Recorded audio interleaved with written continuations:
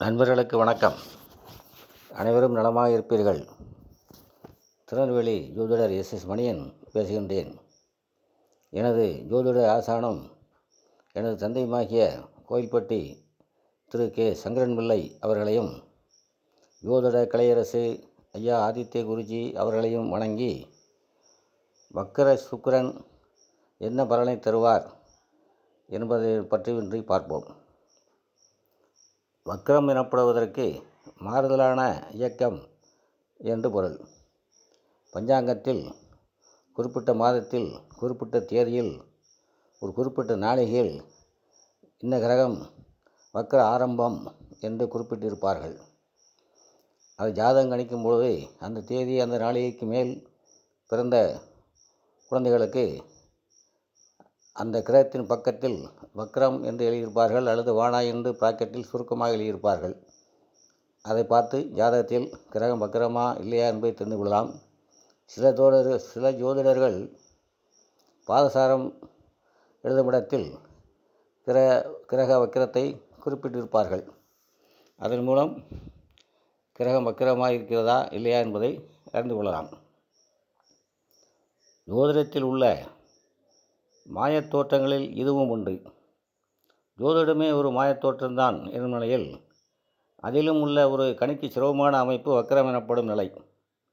ஜோதிடத்தை ஏன் மாயத்தோற்றம் என்று கொடுக்கிறார்கள் என்றால், சூரியன் நிலையானது, பூமி உள்ளிட்ட கிரகங்கள் தான் சூரியனை சுற்றி வருகின்றன எனும் உண்மை நிலையை மீறி நம் கண்ணுக்கு தெரியும் தோற்றமான பூமியை சூரியன் சுற்றி வருவது போன்ற நிலையை வைத்தே ஜோதிடம் கணிக்கப்படுகிறது. இந்த ஒரு அமைப்பை வைத்து ஜோதிடம் உண்மைக்கு மாறானது என்று வாதாடுபவர்கள் இருக்கிறார்கள். ஆனால் வானியல் பற்றி நன்கு அறிந்த விஞ்ஞானிகள் கூட ஜோதிடத்தின் இது போன்ற பார்வை தோற்ற நிலையை குறை சொல்வது இல்லை.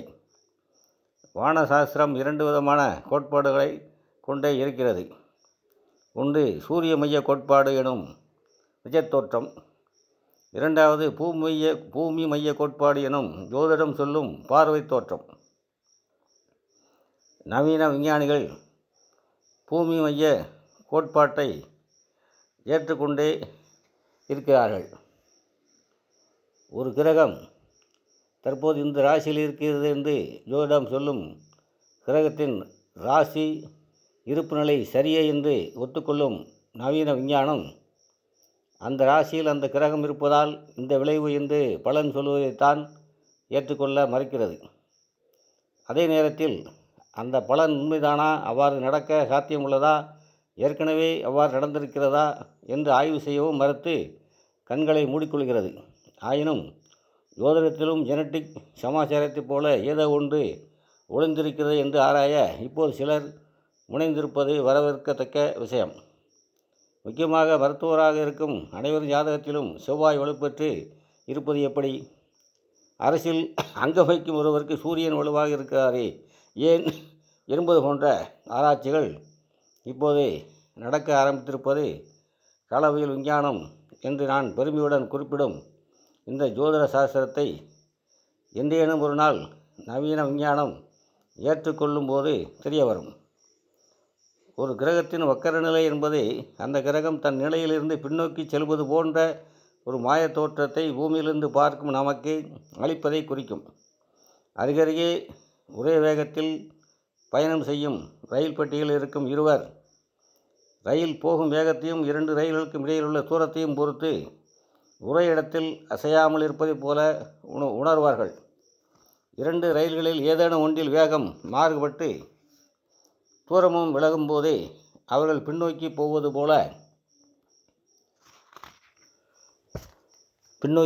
போல தோற்றம் ஏற்படும். அதாவது அருகருகே இருக்கும் 2 பொருட்களின் வேகத்தையும் விலகும் தூரத்தையும் பொறுத்து பார்க்கும் காட்சி மாறுபடும். வக்கர நிலையும் இது போன்றதுதான். பூமிக்கு அருகே ஒரு கிரகம் வரும்போது சில நிலைகளில் பூமியின் வேகமும் அருகில் வரும் கிரகத்தின் வேகமும் மாறுபடும் போது, அதாவது பூமியோ அல்லது அந்த கிரகமோ ஒன்று விலகிச் செல்லும் போது, அல்லது பூமி சூரியனை சுற்றும் தன் சுற்றுப்பாதையின் வளைவில் திருப்பும் போது அருகில் இருக்கும் கிரகத்தின் ராசி இருப்பு நிலை பூமியில் இருப்பவர்களுக்கு மாறுபாடானதாக தோன்றும். உதாரணமாக, சிம்மராசியில் குரு இருக்கும்போது பூமி மற்றும் குருவிற்கு இடையிலான தூரம் மாறுபடும்.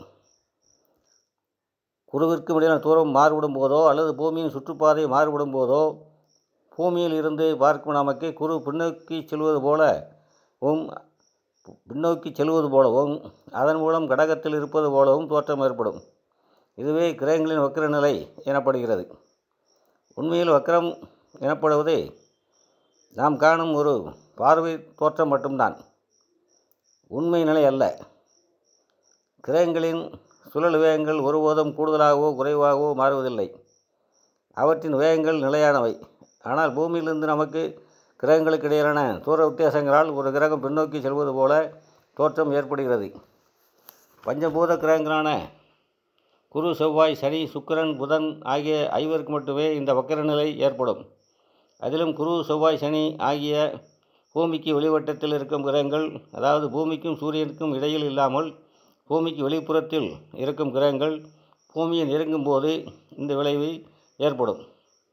ஜோதிடத்தில் சில நிலைகளில் சூரியன் என்ற சொல்லை பூமி என்று மாற்றி போட்டால் ஜோதிடம் வானியல் விஞ்ஞானமாக மாறும் என்பதன்படி சூரியனுக்கு 5ஆம் இடத்தில் இருந்து 9ஆம் இடத்திற்குள் இருக்கும் குரு, செவ்வாய், சனி ஆகிய கிரகங்களுக்கு வக்கிரநிலை எனப்படும் மாயத்தோற்றம் ஏற்படும். பூமியின் உள்வட்டம் எனப்படும் சூரியனுக்கும் பூமிக்கும் இடையில் இருக்கும் கிரகங்களான சுக்கிரனுக்கும் புதனுக்கும் நமது பார்வை தோற்றத்தின் காரணமாக இவைகளுக்கும் பூமிக்கும் உள்ள தூரம் மாறுபடும் போது வக்கிரநிலை ஏற்படுகிறது. இந்த வக்கிரநிலை சூரியனுக்கும் அவற்றிற்கும் உள்ள டிகிரி ரீதியிலான விலகல் அமைப்பை பொறுத்தது. நம் பார்வை கோணத்தில் இவை இரண்டும் எப்போதும் சூரியனுக்கு அருகிலேயே இருக்கும் என்பதால் சூரியனை விட்டு உச்சபட்ச விலகல் தூரத்தை இவை அடையும் போது நமது பூமியின் நிலையை பொறுத்து இவைகளுக்கு வக்கிரநிலை அமையும். கிரகங்களின் வக்கிரநிலையை இயற்கை சுபக்கிரகங்களின் வக்கிரம், பாவக்கிரகங்களின் வக்கிரம் என 2ஆக பிரித்து பகுத்து ஆய்வதை பலன் தருவதை துல்லியமாக்கும். இன்னும் துல்லியமாக சொன்னால் இதிலும் பிரித்து லக்கண சுவர், லக்கண அசுவர் என்றும் பிரித்து பார்க்க வேண்டும். வக்கிரமடைந்த கிரகம் தன் இயல்புக்கு மாறான பலனை செய்யும் என்பது பொது விதி. பாவக்கிரகங்கள் வக்கிரமடையும் போது தன் ஆதிபத்தியத்தை கெடுத்து காரகத்துவங்களை வலிமையுடன் தரும். சுபக்கிரகங்கள் வக்கிரமடையும் போதே தன் காரகத்துவங்களை கெடுத்து ஆதிபத்திய பலனை வலுவுடன் தரும். உதாரணமாக, சுக்கிரம் வக்கிரம் அடைவதால் ஒரு நபருக்கு திருப்தியான மன வாழ்க்கை இல்லாமல் போகலாம். அனுபவத்தில் சுக்கிரன் வக்கிரமடைந்த ஒருவருக்கு இணையான சரியான ஜோடி எனப்படும் அளவிற்கு துணை கிடைப்பதில்லை. சுக்கிரனின் முக்கியமான காரகத்துவம் காமம் எனப்படும் தாம்பத்திய சுகம் என்பதால் சுக்கிரன் வக்கிரமடையும் நிலையில் அந்த ஜாதகருக்கு தாம்பத்திய சுகத்தில் ஆர்வமின்றி போகலாம், அல்லது அவரது ஆர்வத்துக்கேற்ற துணை கிடைக்காமல் போகலாம். இதுபோலவே சுக்கிரன் தனது மற்ற காரத்துவங்களான வீடு, வாகனம் போன்றவைகளும் நல்ல விதமாக தரும் அளவை வக்கிரமடையும் போது இழப்பார். பாவக்கிரகங்கள் வக்கிரமடையும் போது தனது காரகத்துவங்களை அதிகமாக தரும் பலத்தை பெறும். பாவ காரகத்துவங்களின் கெடுபலங்களை அப்போது ஜாதகருக்கு தரும் என்பதால் வக்கிரமடைந்த பாவக்கிரகங்கள் நன்மையை செய்வதில்லை. இந்த நிலையே குருநாதர் பாலஜோதிடம் ஆசிரியர் ஜோதிடமான அதிர்ஷ்டம் ஸ்ரீ சுப்பிரமணியம் ஐயா அவர்கள் அடிக்கடி வக்கிரத்தில் உக்கிரபலம் என்று குறிப்பிடுகின்றார். ஆட்சி உச்சம் பெற்ற கிரகங்கள் வக்கிரமடைந்தால் என்ன பலன் தரும்? வக்கிர நிலையில் நுணுக்கமான பலன் சொல்ல திணற வைக்கும் சூட்சமங்கள் உள்ளன. அவற்றில் ஆட்சி வக்கிரம், உச்ச வக்கிரம் என்னும் 2 நிலைகளும் அடங்கும். இதில் உச்ச வக்கிரம் என்பது முழுவதுமாக நீச நிலையை குறிக்கும். அதே நேரத்தில் அந்த கிரகம் நேரடியான நீச நிலையை போல தனது முழு பலத்தையும் இழக்காது. உச்சம் பெற்று வக்கிரமாக இருக்கும் நிலையில் தனது காரகத்துவத்தை செய்யும் வலிமை அந்த கிரகத்திற்கு நிச்சயமாக இருக்கும். இதுதான் உச்ச வக்கிரம் என்பது நீச நிலை என்றாலும் அந்த கிரகம் உச்சமாகி பிறகுதான் அதற்கு நேர் எதிரான நிலையை அடைகிறது என்பதை கணக்கில் கொள்ள வேண்டும். ஆட்சி வக்கரம் என்பது முற்றிலும் வித்தியாசமானது. மேலே சொன்ன ஆதிபத்திய காரகத்துவ நுணுக்கங்கள் ஆட்சி வக்கரத்துக்கு முற்றிலுமாக பொருந்தும். உதாரணமாக கும்பலக்கணத்திற்கு குரு 2-11க்கு உரியவராகி 11ஆம் வீட்டில் வக்கர நிலையில் இருந்தால் அவருடைய ஆதிபத்தியங்களில் பாவத்துவ கெடுபலங்களை மட்டுமே செய்வார், சுபத்துவங்களை செய்ய மாட்டார்.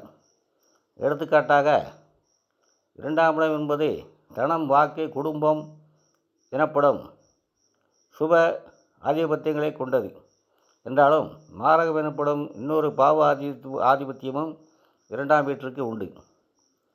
சுபக்கிரகமான குரு 11ஆம் வீட்டில் மூலத்திரிகோணம் மற்றும் ஆட்சி ஒளி பெற்று வக்கரமடையும் நிலையில் தன் தசையின் முற்பகுதியில் 11ஆம் இட ஆதிபத்திய விஷயங்களான மூத்த சகோதரம், லாபம் போன்றவைகளை முற்றிலும் கெடுத்து தசையின் பிற்பகுதியில் 2ஆம் இட ஆதிபத்திய சுபச்செயல்களான தனம், வாக்கு, குடும்பம் ஆகியவற்றை செய்யாமல் வக்கரம் பெற்றதால் ஜாதகருக்கு மாரகம் அல்லது மரணத்திற்கு நிகரான துன்பம் ஆகியவற்றை தருவார்.